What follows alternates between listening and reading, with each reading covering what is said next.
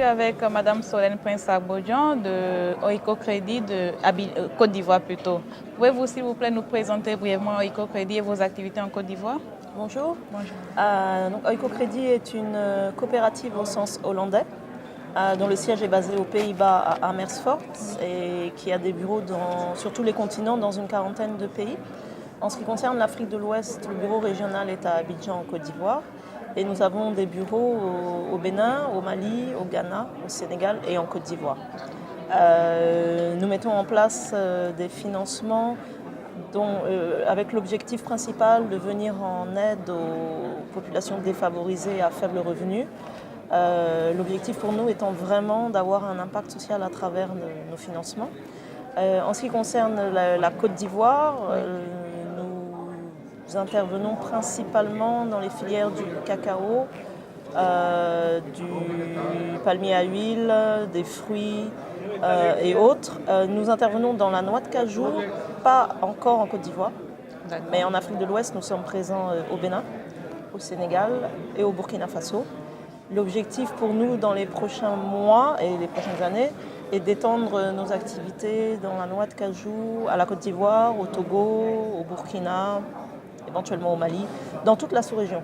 Nous avons identifié la filière noix de cajou comme étant une filière dans laquelle on peut vraiment avoir un impact social, notamment en venant en aide financièrement aux usines de transformation de noix de cajou brute.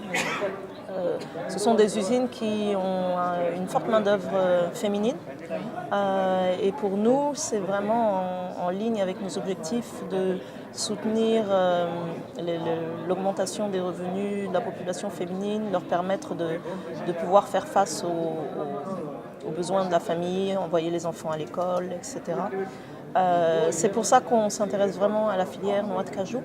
On essaye également de voir dans quelle mesure, en lien avec d'autres organismes tels que Technoserve, GIZ et autres, on peut également en plus leur apporter un soutien technique, les aider à se mettre à un certain niveau afin d'être plus indépendantes. Et grâce au groupe de femmes qui travaillent dans le cajou, on discutait aussi ce matin de la mise en place d'une plateforme d'échange via WhatsApp qui permet d'échanger les expériences de chacun à différents niveaux de la chaîne des valeurs et éviter aux femmes qui rentrent dans l'activité actuellement d'avoir à subir les mêmes, on va dire, mauvaises expériences que celles qui sont dans la filière depuis un certain nombre d'années. Tout à fait. Donc les perspectives de développement pour l'intervention d'Oiko Crédit dans la filière cajou sont vraiment bonnes et c'est une filière dans laquelle on souhaite renforcer notre présence. Tout à fait. Voilà. En Afrique de l'Ouest, mais pas que. Pas que. Alors justement, en parlant de perspectives, vous êtes déjà dans une quarantaine de pays, mais en Afrique de l'Ouest, vous êtes dans combien de pays déjà? 5 pays. 5 pays. Donc le Mali, le Sénégal, la Côte d'Ivoire, le Ghana et le Bénin. D'accord. Avec parfois des projets dans des pays dans lesquels on n'a pas de bureau, mais qui sont supervisés par d'autres pays. Par exemple, le Bénin le Togo est supervisé par l'équipe du Bénin. Tout à fait. Voilà. D'accord. Justement, en parlant d'entrepreneuriat féminin dans la filière cajou, vous avez assisté ce matin à un panel composé de femmes. Qu'en avez-vous pensé? Je pense que c'est une très bonne initiative et qui le mérite revient aux initiateurs de ce groupe.